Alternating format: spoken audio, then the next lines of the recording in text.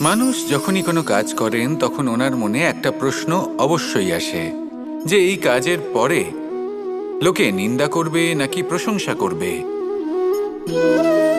এই বিষয়ে ভাবতে ভাবতে ওনারা এটা বুঝতে ভুলে যান যে নিন্দা এবং প্রশংসার বিষয় ভেবে ওনারা নিজেদের একাগ্রতা এবং সমর্পণ দুটোই হারিয়ে ফেলেন। নিন্দা হবে ভেবে ভয় পাওয়ার কি প্রয়োজন? নিন্দাতে অনুচিত কি আছে? উচিত দৃষ্টিভঙ্গি দিয়ে ভেবে দেখুন। নিন্দা এবং প্রশংসা এই দুটোই হলো অনিবার্য। নিন্দা যখনই হয় তখন যে যাই বলুক না কেন আপনি একটা সুযোগ লাভ করেন, একটা সুযোগ নিজের ভুল বুঝতে পারার, সেটা শুধরে নিতে পারেন, নিজের পথ বদলে নিতে পারেন আর সাফল্যের পথে অগ্রসর হতে পারেন। একটা শিক্ষা পাওয়া যায় এই নিন্দা দ্বারা। আর যখন প্রশংসা লাভ হয় তখন আমাদের মন আনন্দে ভরে ওঠে।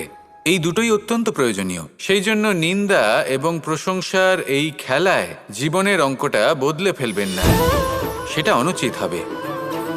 কারণ জীবন না শুধু নিন্দার বিষয় আর না শুধু প্রশংসার, জীবন হলো আত্মিক সুখের বিষয়।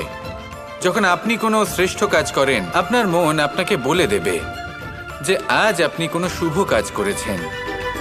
সেটাই হলো আত্মিক সুখ, এটাই হলো জীবন।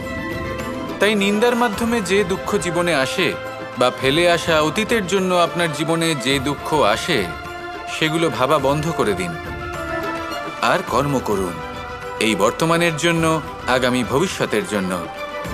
আসুন আমার সাথে ভালোবেসে বলুন রাধা রাধা।